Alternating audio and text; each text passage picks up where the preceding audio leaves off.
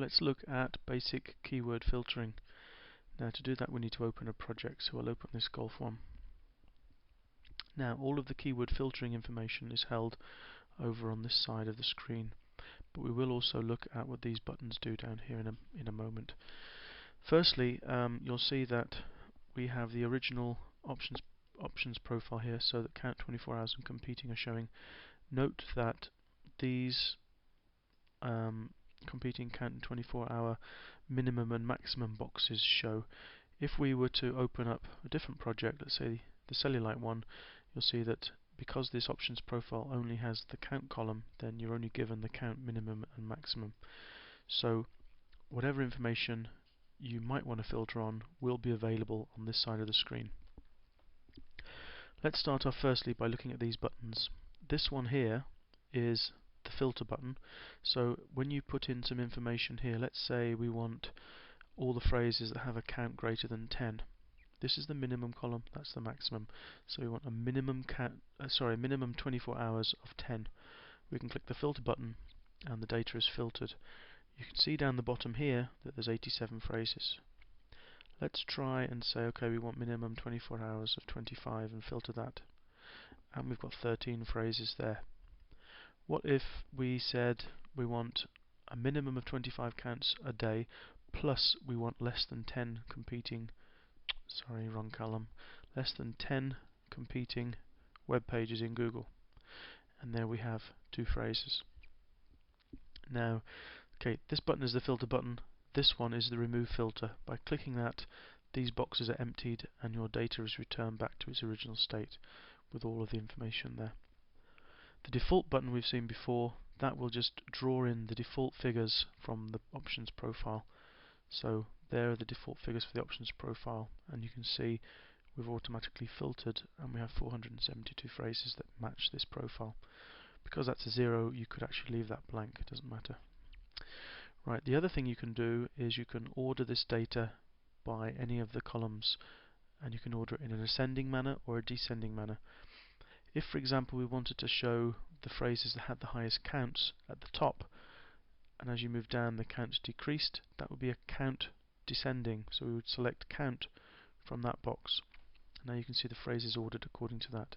The highest count at the top, lowest count at the bottom, and we can reverse that with the lowest count at the top, highest count down the bottom.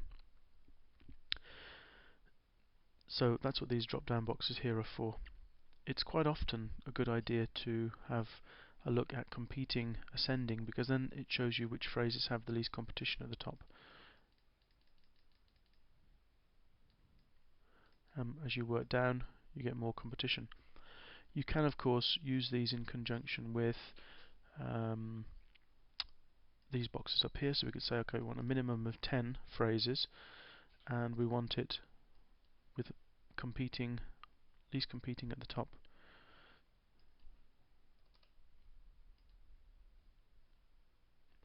So here you can see we've now filtered these phrases. All phrases have a minimum of 20 searches a day, and we've ordered them with the least competing at the top, so you can quickly and easily find your way around which words are likely to be the most profitable. This advanced filtering thing here we'll leave. This search engine, if you do all of your data at one particular place, like Google, so using Word Tracker and you do the competition only at Google or only at Yahoo or only at some other place, then you don't need to even worry about this box, you can ignore it. If you import data, for example at Word Tracker you can select two different search engines to find the competition for. Well, if you use that, then your data is going to have duplicate keywords. There'll be one keyword for Google and one keyword for Yahoo, or whichever 2 engines you choose. Well, you can then separate that data by selecting Google from here, and you'd only see the Google ones, or selecting Yahoo, and you would only see the Yahoo ones. Now, because we haven't looked at competition for more than one engine, that's irrelevant, we can leave that. Right, let's have a little look down the bottom here. This first button down at the bottom will remove duplicates. Simply by clicking on it, KRA will look to make sure there are no duplicate keywords in there. The second button will basically delete everything that's in this grid. It's not an individual delete button. If you want to delete an individual one, just click on it and press the delete button on your keyboard and that will delete it. This button is if you want to delete batches. So, for example, let's have a look if there's any keywords that contain free in there. Right, there's 10 phrases that contain the word free. Well, if I don't want to handle keywords that contain free, you could similarly do this with other words that are not the sort of words you want to be targeting. You can then delete them all in one batch. That shows a good reason, a good use of this root word box here. You know, you might be interested in something like tailor-made golf clubs, and you can easily search out all those phrases with tailor-made. Now, that won't obviously find phrases that contain tailor-made, all one word, but we'll look at that in the advanced filtering video. So that deletes the batch of keywords that are shown there. This down here, this RS button, will calculate a ratio for you if you want to include that column. So that ratio might be competition to 24 hours or competition to count. Obviously you need to have the data for 24 hours competition and count to be able to use this. If you want to find the ratio of a competition to 24 hours, you've got to have these two columns in your data, and if you want to use the ratio as that, you would have to have those two columns count and competing. But by clicking on that, KRA will just basically do the calculation for you, and there you see you've got the ratio. Some people like to use that ratio instead of KEI. The next button tells you how many searches are made for a given batch of phrases. So if we were to do the default search, we could click this button and KRA will tell us that those phrases in the table there will have 3,940 searches per day as an estimate. This data comes from WordTracker, so that estimate is basically from WordTracker. The final button here is the reports, and we're going to cover those reports in a different video.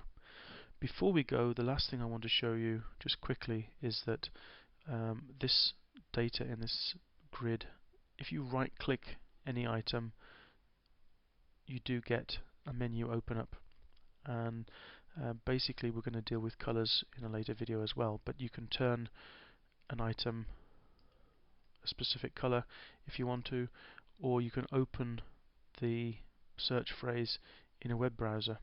So you can open it with quotes. That means that this phrase here, golf equipment, Elmhurst, New York, will be opened up in quotes in Google or without quotes in Google. So let's say, for example, a 3-ball putter. We'll open it up in Google with quotes and see how accurate that estimate competition of 723 is. Just wait for the web browser to open. And there's my web browser, and you can see the data has now been opened up. Google tells me there's 581, so it's close to what this table is telling me. This data was taken a short while ago from WordTracker, let's think it was about a week ago, so obviously things are changing in Google. But be aware that you can change these phrases different colors from here. You can open up the phrases in Google with or without quotes, or you can add to the appended report. Now the appended report has its own video as well, so we won't go into that now. Finally, these buttons down here. This button here is an edit button, which basically means you can go in and edit the data. If you find some data is wrong or you want to update some data, you can use that button. That button there, as you might expect, is a delete button. It will delete the phrase in much the same way as pressing the delete key on your keyboard. And finally, these two here, if you do decide to do a change, let's say that's now 50, these two become highlighted. You can accept the changes by clicking that, in which case that 50 will be saved, or you can cancel and the original value goes back. So that basically is the simple filtering systems that are built into KRA Pro. In the next video we will go on and have a look at the appended report, and then the other reports, and finally we'll go on and have a look at advanced filtering.